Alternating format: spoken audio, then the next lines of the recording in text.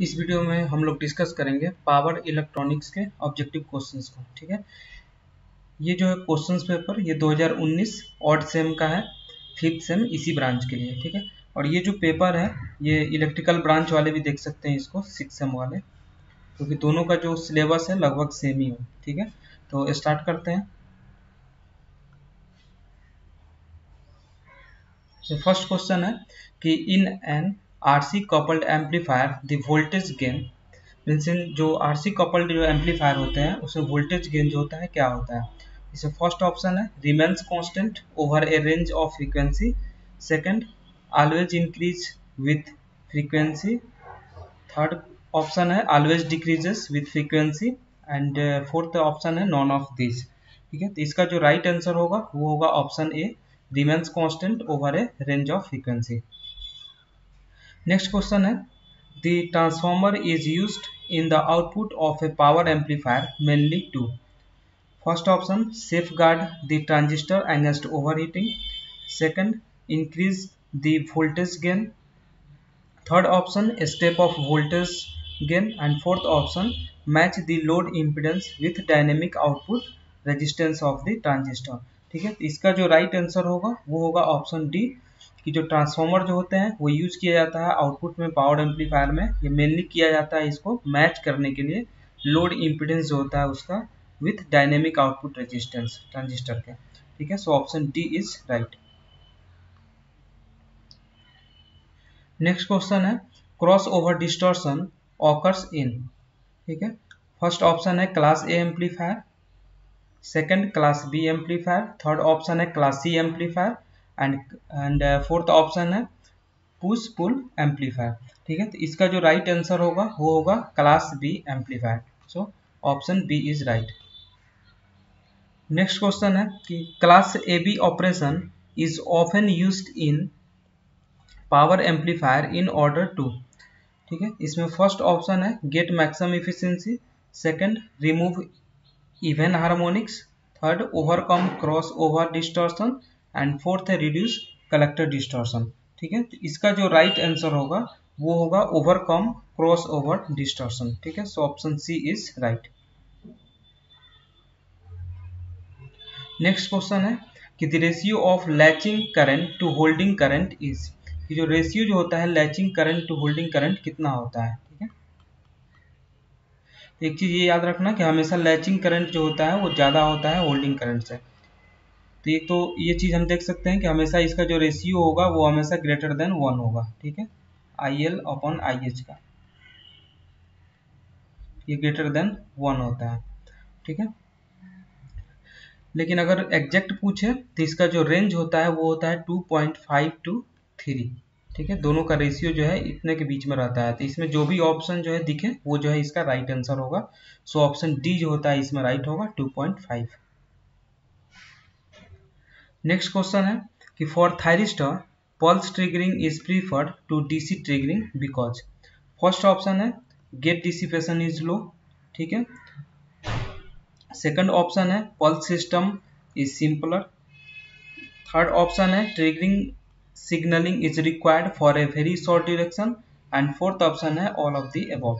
ठीक है, तो थायरिस्टर के लिए जो पल्स ट्रिगरिंग जो प्रीफर किया जाता है डीसी ट्रिगरिंग से, ये क्यों किया जाता है, बिकॉज ये गेट डिसिपेशन इसका लो होता है, ये सही है। दूसरा पल्स सिस्टम सिंपलर होता है, और तीसरा ट्रिगरिंग जो सिग्नलिंग होता है वो रिक्वायर्ड होता है बहुत ही शॉर्ट ड्यूरेशन के लिए। ठीक है, सो ऑप्शन जो है तीनों सही है, इसलिए ऑप्शन डी जो होता है इसमें राइट होगा all of the above. Next question है कि TRIAC can be triggered on by, कि जो ट्रैक होता है उसको हम ट्रिगर्ड ऑन कर सकते हैं कैसे। ठीक है, तो फर्स्ट ऑप्शन है इसमें कि पॉजिटिव और negative voltage at gate, second option है पॉजिटिव और negative voltage at either anode, and third option है only positive voltage at either anode, and fourth option है both A and B.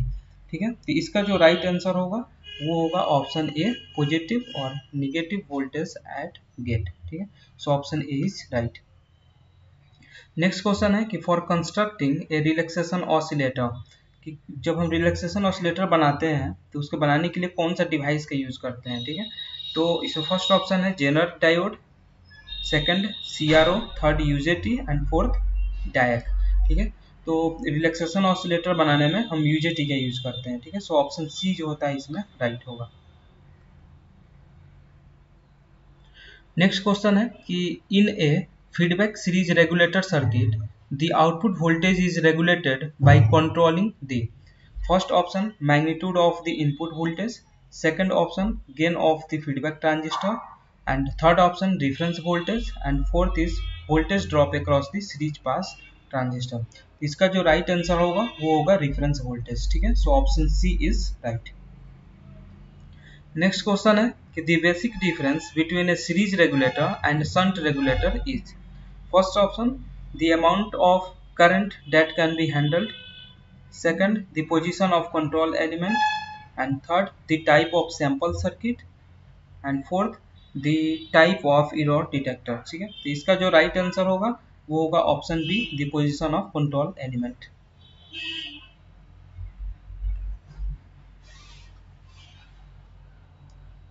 Next question है कि what are the advantages of switching power supplies over linear power supplies, ठीक है। इसमें option A है the device operate in linear और active region, second option है the device operate as switches, third option है power losses are less, ठीक है, और फोर्थ ऑप्शन है बोथ बी एंड सी, ठीक है। तो इसका जो राइट आंसर होगा वो होगा both B and C, the device operate as switches and power loss are less, ठीक है। सो ऑप्शन डी जो होता है इसमें राइट होगा।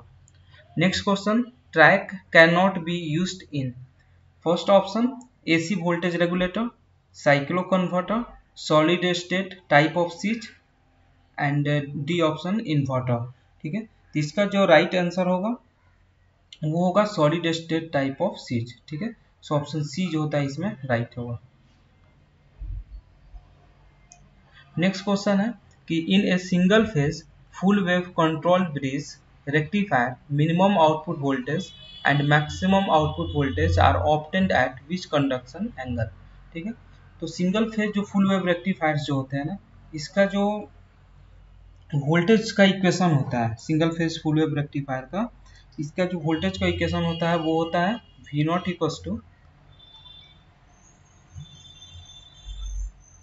2Vm upon pi cos alpha, ठीक है। जहाँ पे ये V नॉट जो होता है ये हमारा एवरेज आउटपुट वोल्टेज हो गया, एवरेज आउटपुट वोल्टेज,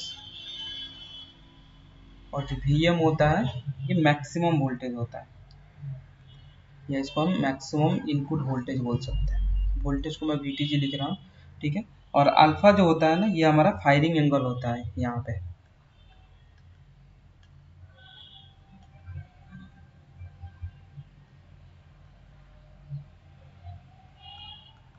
और कंडक्शन एंगल, ठीक है। तो फर्स्ट केस ले लेते हैं इसमें। तो जैसे ही अल्फा का वैल्यू जो होता है अगर हम 180 डिग्री पुट करें, ठीक है, तो जब हम 180 डिग्री पुट करेंगे ना इस इक्वेशन में, इसको फर्स्ट इक्वेशन मान लेते हैं, तो जो इक्वेशन बनेगा हमारा यहाँ से वो हो जाएगा V naught equals to 2Vm upon pi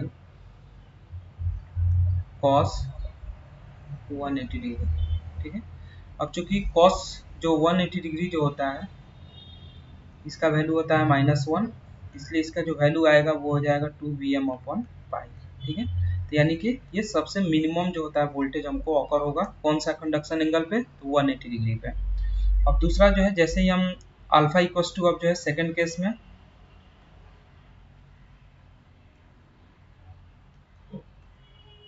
alpha का वैल्यू जो है 0 डिग्री अब पुट करते हैं, जैसे ही 0 डिग्री पुट करेंगे इस इक्वेशन में, तो जो आउटपुट का वोल्टेज का इक्वेशन होगा वो होगा 2Vm अपॉन पाई कॉस 0, ठीक है। तो कॉस 0 का जो वैल्यू होता है, क्योंकि हमें पता है कि जो कॉस 0 डिग्री का वैल्यू जो होता है वो होता है 1, ठीक है। तो यहाँ पे जो आउटपुट का वोल्टेज आएगा वो आएगा 2Vm अपॉन पाई, ठीक है। यानी कि जो है मैक्सिमम जो होता है वोल्टेज हमको मिलेगा कौन सा एंगल पे, जब अल्फा का वैल्यू 0 डिग्री होगा, और जब अल्फा का वैल्यू 180 डिग्री होगा तो मिनिमम वैल्यू मिलेगा, ठीक है, क्योंकि ये माइनस में आ रहा है यहाँ पे।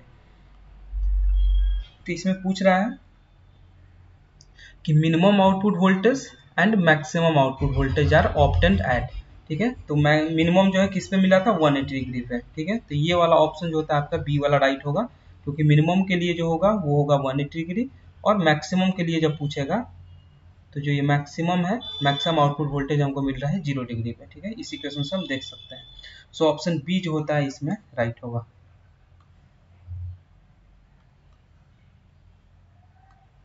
नेक्स्ट क्वेश्चन है कि in a 2 quadrant converter working in the first and second quadrants, first option load current and load voltage are always positive, second option है load current is always negative, third option है load current can be positive और negative, और fourth option है load current and load voltage are always negative, ठीक है। तो इसका जो राइट आंसर होगा वो होगा option C, load current can be positive और निगेटिव।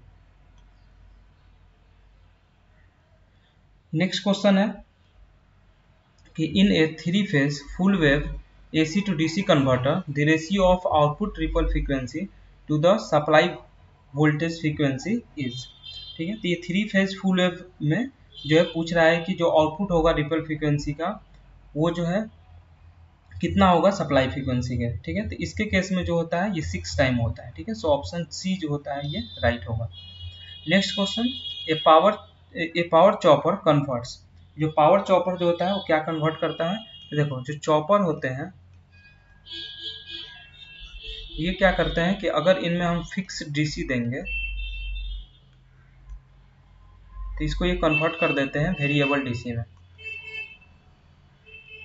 यानी कि डीसी को डीसी में ही चेंज करते हैं लेकिन फिक्स डीसी को वेरिएबल डीसी में चेंज करते हैं, ठीक है। सो ऑप्शन बी जो होता है इसमें राइट होगा, डीसी टू डीसी, ठीक है।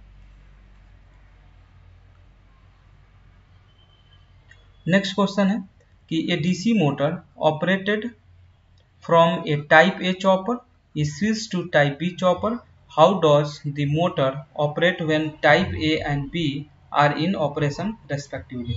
ठीक है, इसमें ऑप्शन ए है plugging and motoring, option B है motoring and plugging, and option C है रीजनरेटिव ब्रेकिंग एंड मोटरिंग, और फोर्थ ऑप्शन है इसमें मोटरिंग एंड रीजनरेटिव ब्रेकिंग, ठीक है। इसका जो राइट आंसर होगा वो होगा option D, motoring and regenerative braking, ठीक है। यानी कि जो टाइप ए चॉपर जो होता है वो वर्क करता है मोटरिंग रीजन में, और जो टाइप बी चॉपर जो होता है ये काम करता है रीजनरेटिव ब्रेकिंग में, ठीक है। सो ऑप्शन डी जो होता है इसमें राइट होगा।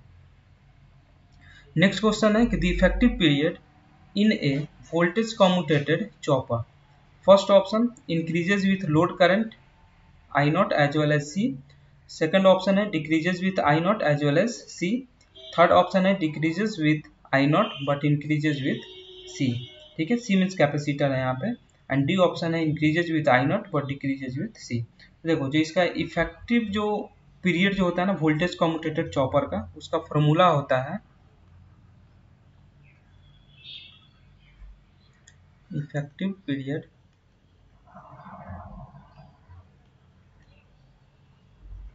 in a voltage commutated chopper is equals to T on plus 2Bs divide by I not and C, ठीक है। तो इस इक्वेशन से हम देख सकते हैं कि जो इफेक्टिव पीरियड जो है हमारा वोल्टेज कम्यूटेटेड चॉपर का वो डायरेक्टली प्रोपोर्शनल है किसके, कैपेसिटर के, और इन्वर्सली प्रोपोर्शनल है आई नॉट के, ठीक है। तो इसमें जो ऑप्शन राइट होगा वो होगा ऑप्शन सी, यानी कि डिक्रीज करेगा विथ आई नॉट, यानी कि आई नॉट जैसे इंक्रीज करेगा तो आपका इफेक्टिव पीरियड डिक्रीज करेगा। दूसरा कैपेसिटर अगर इंक्रीज करेगा तो ये हमारा इंक्रीज करेगा, ठीक है। तो decreases with I naught but increases with C, ठीक है। तो ऑप्शन सी जो होता है इसके केस में राइट होगा। नेक्स्ट क्वेश्चन है कि in single pulse modulation of PWM inverters fifth harmonics can be eliminated if pulse width is equal to, ठीक है। तो PWM जो इन्वर्टर्स जो होते हैं सिंगल पल्स विथ मॉड्यूलेशन में, उसमें मुझे अगर फिफ्थ हार्मोनिक अगर एलिमिनेट करना है तो इसमें पल्स विड्थ क्या होना चाहिए, तो जो पल्स विड्थ होता है इसका फॉर्मूला होता है 2D और इक्वल टू होता है 2π/n, ठीक है। जो n जो होता है ये हार्मोनिक्स को शो करता है, ये नंबर ऑफ हार्मोनिक्स को शो करता है। तो मैं जो है यहाँ से पल्स विड्थ निकाल सकता हूँ, इसको मैं लिख दूंगा वहाँ पर 2 पाई, और मुझे फिफ्थ हार्मोनिक जो होता है उसको एलिमिनेट करना है, तो 2 पाई बाई 5 कर दूंगा। इसको जब मैं सॉल्व करूंगा तो ये हो जाएगा 2 पाई, तो 2 पाई की जगह जो है मैं इसको डिग्री में इसको चेंज कर लेता हूँ, ये रेडियन में, ठीक है। तो ये हो जाएगा 2 इंटू 180 डिग्री,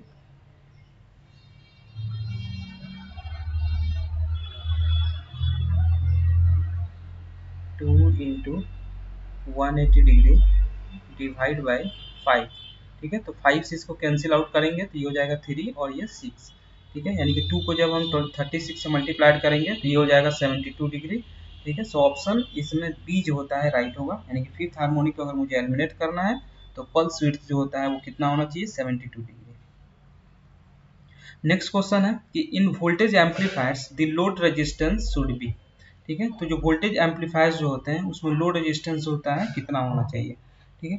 तो इसमें जो ऑप्शन होगा ये सही होगा वो होगा option A, as large as possible, ठीक है। तो इस वीडियो में इतना ही। अगर इसके सॉल्यूशन के रिगार्डिंग आपको कहीं भी डाउट है तो आप कमेंट बॉक्स में पूछ सकते हैं। Thanks for watching this video.